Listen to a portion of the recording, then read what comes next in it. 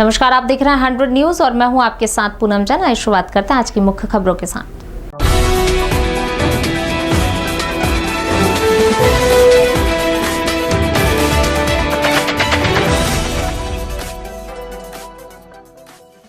सवाईजपुर, हरपालपुर, अर्जुनपुर, बड़ागांव पुल की बहुत बड़ी समस्या है, जो कि कई बार शासन प्रशासन को लिखित दी गई। क्षेत्रीय विधायक माननीय मानवेंद्र प्रताप सिंह रानू के अथक प्रयासों के बाद भी शासन का ध्यान अर्जुनपुर बड़ागांव पुल की तरफ नहीं गया। लंबे समय से पुल बनवाने की मांग की जा रही है, जो कि अभी तक शासन प्रशासन ने कोई ध्यान नहीं दिया, जिससे आम जनमानस को काफी दिक्कतों का सामना करना पड़ता है।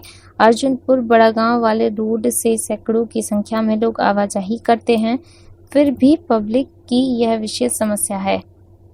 इसका निवारण करने में सरकारें विफल रही हैं। सरकारें चुनाव के समय पुल निर्माण का दावा करती आई हैं। बीजेपी सरकार का भी ये कहना है कि किसानों की किसी भी समस्या को जल्द से जल्द निस्तारित किया जाएगा। इसके तहत भी कोई सुनवाई नहीं हो रही, जबकि बीजेपी सरकार ने खुलकर चुनाव के समय पुल निर्माण का दावा किया था। अगर मैं सत्ता में आता हूं तो प्रथम दृष्टया अर्जुनपुर बड़ागांव पुल का निर्माण कराया जाएगा, लेकिन सरकार को लगभग 3 वर्ष बीत चुके हैं, अभी तक शासन प्रशासन कान में तेल डालकर बैठा हुआ है। आम जनमानस को काफी दिक्कतों का सामना करना पड़ रहा है।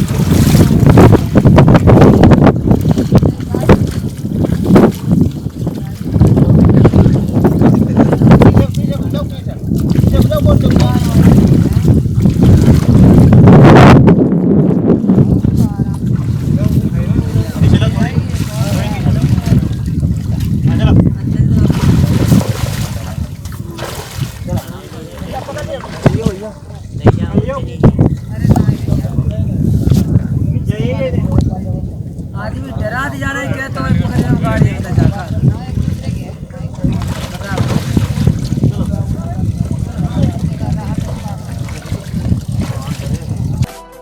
उत्तर प्रदेश के बलिया जनपद के सिकंदरपुर थाना क्षेत्र के नावानगर ब्लॉक में मुर्गा खरीदने में मोलभाव करना 2 युवकों को बहुत ही महंगा पड़ गया। मुर्गा दुकानदार ने काटने वाले हथियार से युवकों पर वार कर दिया। दरअसल दोनों युवक मुर्गा दुकानदार से मुर्गे के रेट को कम करने को लेकर कर रहे थे बहस, जिस पर भड़के मुर्गा दुकानदार ने मुर्गा लेने आए 2 युवकों पर हमला कर दिया।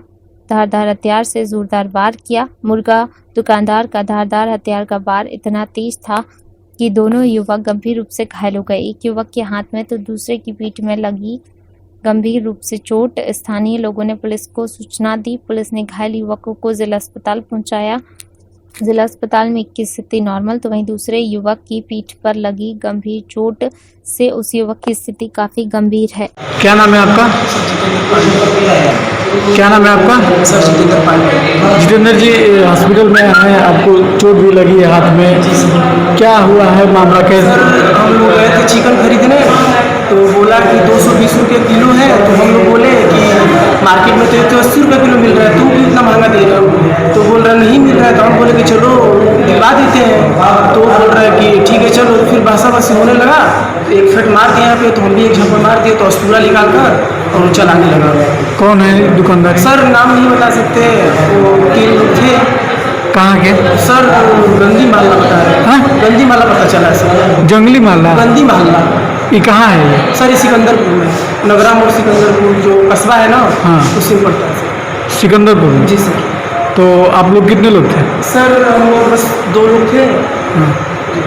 तो आपने उससे मीट मांगा, कम पैसा देना चाहा हाँ, तो जी उसके बाद विवाद हो जी गया। जी जी। तो फिर किसी से उसने वार किया? सर जिससे वो काटता है ना, 2 की 3 चाकू रखा था वो काटने वाला, सर उसी से वार किया। तो कहाँ कहाँ चोट लगी आपको? सर हमें यहाँ लगी है और यहाँ पे लगी है और पैर में लगी सर। और आपके साथ जो थे? सर उनको पीठ को लगी है चाकू से जितना पीठ पे लगी है। कितना चोट लगा? अब स्थिति कैसी है उनकी?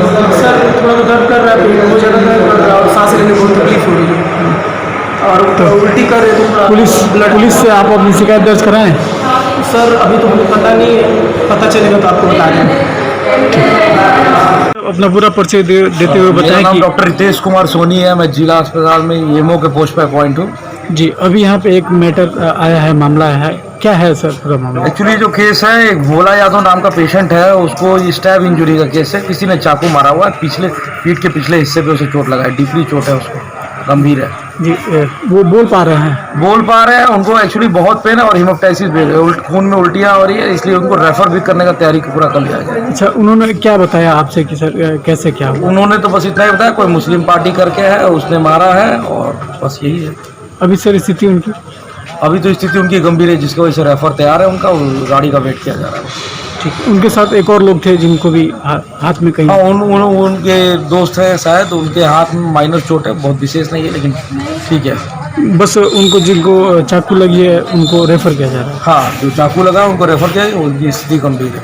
ठीक, थैंक यू। Thank you.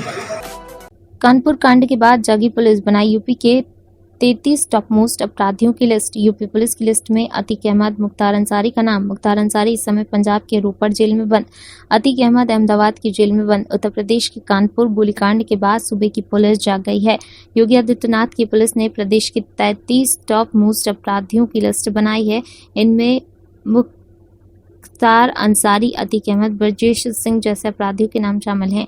इसके अलावा लिस्ट में सुंदर भाटी, अनिल दुजाना, अनिल भाटी, अमित कंसाना, उमेश राय, बबलू श्रीवास्तव जैसे अपराधियों के नाम शामिल हैं। मऊ के बाहुबली विधायक मुख्तार अंसारी इस समय पंजाब के रोपड़ जेल में बंद है। प्रदेश के माफिया नेताओं में मुख्तार अंसारी का नाम पहले पायदान पर माना जाता है। 1988 में पहली बार हत्या के एक मामले में उसका नाम आया था। हालांकि पुलिस उसके खिलाफ कोई पुख्ता सबूत नहीं जुटा पाई थी, लेकिन इस बात को लेकर वह चर्चाओं में आया था। 1995 में मुख्तार अंसारी ने राजनीति की मुख्यधारा में कदम रखा। 1996 में मुख्तार अंसारी पहली बार विधानसभा चुनाव के लिए चुना गया। जुर्म की दुनिया में पूर्व सांसद और बाहुबली अतीक अहमद का भी बड़ा नाम है। अतीक अहमद अहमदाबाद की जेल में बंद है। अतीक अहमद 2004 में समाजवादी पार्टी का सांसद था और 2005 में बहुजन समाज पार्टी के विधायक राजूपाल की हत्या का आरोप लगा था। वहीं सीएम योगी की पुलिस ने ये अपराधियों की लिस्ट बनाई है जब कानपुर गोलीकांड को लेकर वह सवालों के घेरे में हैं। इस गोलीकांड के बाद चौबेपुर के थाना अध्यक्ष विनय तिवारी को सस्पेंड भी कर दिया गया है। पिनाहट सीएचसी पर नवागत सीएमओ डॉक्टर आरसी पांडे पहुंचे। सीएमओ ने स्वास्थ्य केंद्र का निरीक्षण कर अधीनस्थों का अवस्थाओं में सुधार के लिए उचित दिशा निर्देश। सीएमओ का कहना था कि 5 जुलाई से 15 जुलाई तक टीम घर घर जाकर लोगों का चेकअप करेगी। अभियान की समीक्षा निरंतर की जाएगी। इस दौरान डॉक्टर विनोद और डॉक्टर लक्ष्मी नारायण मौजूद रहे। का निरीक्षण किया गया है, क्या मिला है? आज से हमारा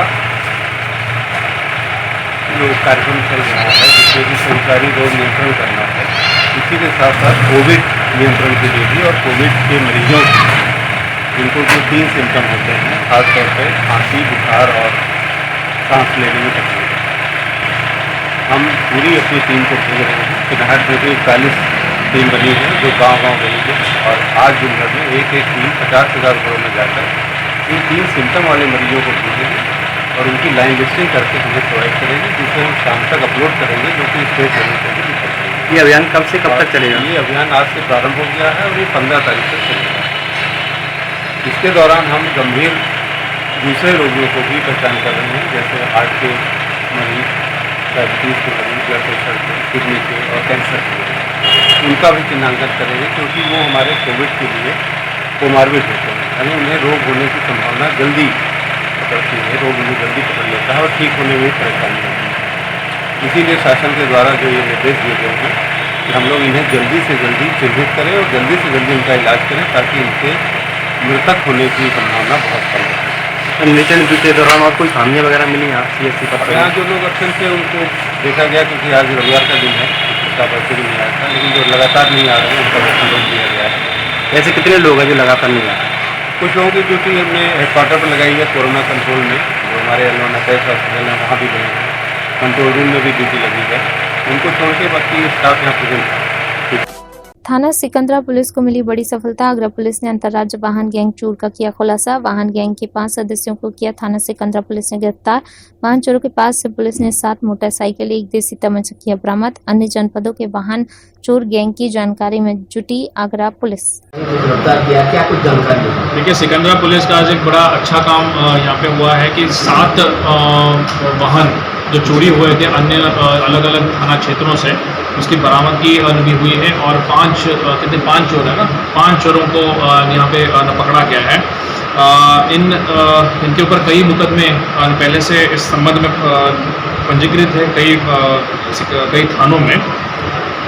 इसमें 7 बाइक हैं, एक यामाहा के कुछ बाइक है, स्प्लेंडर है, अपाचे है, कुछ मोबाइल फ़ोन्स हैं और एक तमंचा 315 बोल का एक तमंचा भी इसमें शामिल है। तो इसमें थाना की जो टीम है और हमारे ASP साहब हैं, उन्होंने ये कार्रवाई की है। देखिए, इनके पास एक मास्टर की होती है जिसके थ्रू ये गाड़ियों का जो लॉक है वो खुलवाते हैं और उसको लेके जाके जो अलग अलग स्थान है वहाँ पे बेचते हैं। अब ये कौन से स्थान है, कौन लोग हैं जो इस वाहनों को खरीदते हैं, इनकी पता रसी सुराग रसी इसमें की जा रही है और जल्दी उनको भी गिरफ्तार किया जाएगा। देखिए, सिकंदरा क्षेत्र में, हरिपर्वत क्षेत्र में, अलग अलग क्षेत्रों में ये कार्यरत है, जहाँ पे भी उनको बाइकें मिल जाती है, जैसे भीड़ भाड़ वाले इलाके हैं, मार्केट से, वहाँ से बाइक ये उठाते हैं। अन्य जनपदों के अन्य जनपदों का अभी तक कुछ सामने नहीं आया है, इसको पता लगा। सर, इसमें इसमें जिनकी उम्र काफ़ी नई उम्र के लड़के हैं, जिस तरह से गैंग बना के काम कर रहे थे, सर क्या कुछ उनकी आकांक्षाएं थी, क्या कुछ ऐसी जानकारी हुई? देखिए, कम टाइम में ज़्यादा पैसे कमाना और अपने शौक़ को पूरा करना, यही इसमें एकमेव चीज़ होती है। इसीलिए बाइक चोरी करके उसको सस्ते में कहीं बेच देना, ये काम ये बेसिकली करते हैं। जो इनमें इसमें लिप्त है, जो इनकी बाइकें खरीदता है, सभी के खिलाफ कार्रवाई की जाए। इससे पहले भी और अंजाम देते हुए वारदातों को, इससे पहले भी अंजाम दे चुके हैं सारे वारदातों को। देखिए, पहले वारदातों को अंजाम दे चुके हैं, कई मुकदमे इसमें पंजीकृत हैं, कई बाइकें इसमें उन्हीं मुकदमों में ये बाइकें मिली है। वन महोत्सव के अवसर पर जनपद में होने वाले वृहद वृक्षारोपण के तहत नई पहल करते हुए जिलाधिकारी पुलकित खरे ने सीतापुर रोड पर कचनार तथा शाहाबाद रोड पर गुलमोहर के फूलदार पौधे रोपित किए। वृक्षारोपण के दौरान जिलाधिकारी ने सीतापुर रोड पर उप जिलाधिकारी सदर राकेश गुप्ता एवं शाहाबाद रोड पर उप जिलाधिकारी शाहाबाद अतुल कुमार श्रीवास्तव से कहा कि पूर्व में दिए गए निर्देशों के क्रम में रोड के दोनों तरफ 5 किलोमीटर तक आज भी 500 पौधे रोपित कराएं और सभी वृक्षों की सुरक्षा के लिए ट्री गार्ड लगवाते हुए नंबरिंग कराएं। इस अवसर पर उन्होंने कहा कि जनपद की 5 तहसीलों को जोड़ने वाली रोडों पर फूलदार वृक्ष लगाए जा रहे हैं। कुछ वर्षों में इनके बड़े होने पर फूलों की खुशबू से रोड पर गुजरने वाले लोगों को एक नई अनुभूति होगी और जनपद को एक अलग पहचान मिलेगी। हरदोई के राष्ट्रीय कार्यालय पर क्रांतिकारी गरीब सेवा संस्थान की मासिक बैठक संपन्न हुई, जिसमें संस्थापक अध्यक्ष मुकेश विक्रम सिंह, राष्ट्रीय अध्यक्ष युवा निर्भय सिंह, कार्यकारी अध्यक्ष योगेश विक्रम सिंह, राष्ट्रीय सचिव श्याम सिंह, संरक्षक अमरेंद्र प्रताप सिंह इटौली, संयोजक प्रवेश विक्रम सिंह, सचिव दीपक सिंह और मुख्य रूप से मौजूद रहकर मासिक बैठक की रूपरेखा आगे बढ़ाते हुए संस्थान क्रांतिकारी गरीबी सेवा फाउंडेशन के विस्तार एवं गरीब सेवा ही ईश्वर सेवा के संकल्प को आगे बढ़ाने के लिए सभी को मार्गदर्शित किया और कहा कि क्रांतिकारी गरीब सेवा फाउंडेशन हमेशा गरीब, असहाय एवं सामाजिक कार्यों में रुचि रखता है और समय समय पर सामाजिक कार्य करता रहता है। क्रांतिकारी गरीब सेवा फाउंडेशन के राष्ट्रीय कार्यालय सांडी चुंगी पर सभी पदाधिकारी मौजूद रहे और संस्थान की विचारधारा को आगे बढ़ाने में संकल्प लिया। आज आपने क्या कार्यक्रम किया? आज हमारी संस्था क्रांतिकारी गरीब सेवा फाउंडेशन के माध्यम से हमारे राष्ट्रीय कार्यालय हरदोई, सांडी चुंगी, चित्तरपुरवा में सभी कार्यकर्ताओं ने मासिक बैठक का प्रोग्राम किया, जिसमें ज़्यादा से ज़्यादा सभी कार्यकर्ता मौजूद रहे। योगेश विक्रम सिंह, निर्भय सिंह, प्रवेश विक्रम सिंह, श्याम सिंह, अमरेंद्र सिंह आदि सभी पदाधिकारी, वरिष्ठ पदाधिकारी मौजूद रहे एवं हमारे संस्थान की गतिविधियों के बारे में परिचर्चा हुई और अग्रिम कार्यवाही पर जो है विचार विमर्श किया गया। राजस्थान में कोरोना संक्रमण के मामले लगातार बढ़ रहे हैं। आपको बता दें कि राजस्थान के सभी जिलों में से सबसे ज्यादा जयपुर और अलवर में संक्रमित मिले, जिसके बाद कुल संक्रमितों का आंकड़ा 19,532 पहुंच गया। वहीं 7 लोगों की मौत भी हो गई। संवाददाता धीरज माथुर ने बताया कि जून माह से कोरोना वायरस ने अलवर शहर में हमला बोल दिया है, जिसके चलते शहर की शिवाजी पार्क कॉलोनी सहित अन्य कॉलोनियों में रोजाना कोरोना के मरीज मिल रहे हैं। अलवर में कोरोना के बढ़ते केस से प्रशासन में हड़कंप मच गया है। प्रशासन ने कॉलोनी वासियों को सावधानी बरतने की अपील की है। आपको बता दें कि जिन कॉलोनी में कोरोना संक्रमित मरीज मिले हैं, वहां आसपास के लोगों में भय बना हुआ है। प्राप्त आंकड़ों के अनुसार राज्य में अब तक कुल 8,89,000 से ज्यादा सैंपल जांचे गए। इनमें से अब तक कुल 19,532 पॉजिटिव मिले हैं। वहीं 15,640 लोग रिकवर हो चुके हैं, जिसमें से 15,325 को डिस्चार्ज किया जा चुका है। जानकारी के अनुसार जोधपुर में बीएसएफ के 53 जवान भी पॉजिटिव मिल चुके हैं। वहीं दूसरे राज्यों से 131 लोग भी पॉजिटिव मिले। राजस्थान में कोरोना से अब तक 447 लोगों की मौत हुई है। इनमें से जयपुर में सबसे ज्यादा 163 की मौत हुई है। जरा सी भी कमी पाए जाने पर गिरा दिया जाएगा मकान। आरोपी विकास दुबे के घर पहुंची एलडीए की टीम ने नक्शे की जांच और आरोपी के घर की ना पाई। आरोपी के घर पहुंचे कमलजीत सिंह, एलडीए अभिशासी अभियंता। मकान गिराए जाने की वजह से क्षेत्र में मचा हड़कंप।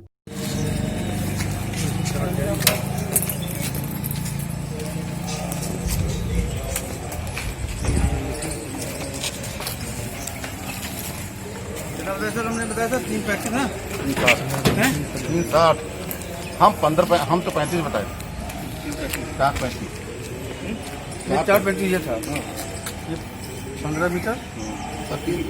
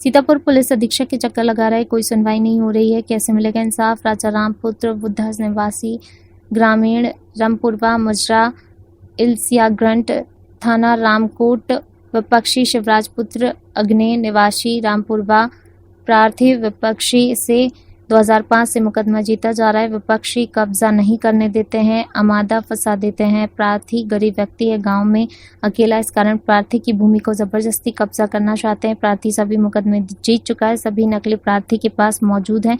प्रार्थी को अकारण परेशान किया जा रहा है, गांव में रहने नहीं देते हैं, आए दिन उसको जान से मारने की धमकी देते हैं। प्रार्थी कई बार प्रार्थना पत्र पुलिस को भी दे चुका है, लेकिन सुनवाई नहीं हुई। आज एसपी साहब क्यों है, क्या मामला पूरा है? हमने एप्लीकेशन एसपी साहब को दिया था, कोई सुनवाई नहीं हुई, इसलिए आए हैं। कहाँ से आए हो? रामपुर इलसिया ग्रांट थाना रामपुर। अच्छा, क्या पूरा मामला? हमारा जमीनी मैटर है जी। हम 5-6 बार जीत चुके हैं, वो कोई कहीं सुनवाई नहीं हो रही। कहाँ एप्लीकेशन दिया आप? कप्तान साहब को दिया, एसडीएम साहब को दिया, डीएम साहब को दिया, कहीं सुनवाई नहीं हो रही। अच्छा, कब से भटक रहे हैं आप? 2005 से। 2005 से भटक रहे हैं। थाना कौन सा लगता है? थाना रामकोट। थाना रामकोट में एप्लीकेशन दिया आपने? थाना रामकोट में कई बार एप्लीकेशन दिया। तो वहाँ की पुलिस क्या कहती है? पुलिस कहती है यहाँ जाओ, यहाँ कोई सुनवाई नहीं हो रही। अच्छा, अब जो सुनवाई नहीं हुई तो कहाँ जाएंगे आप? अब हम अनशन पर बैठेंगे। अच्छा, अनशन कब से बैठेंगे? 4-5 दिन में बैठेंगे। अच्छा, आपका नाम? राजा राम। कहाँ रहते हो? रामपुर इलसिया ग्रांट थाना रामकोट। फिलहाल की खबरों में बस इतना ही। मुझे दीजिए इजाजत। लगातार खबरों के लिए बने रहिए हमारे साथ। नमस्कार।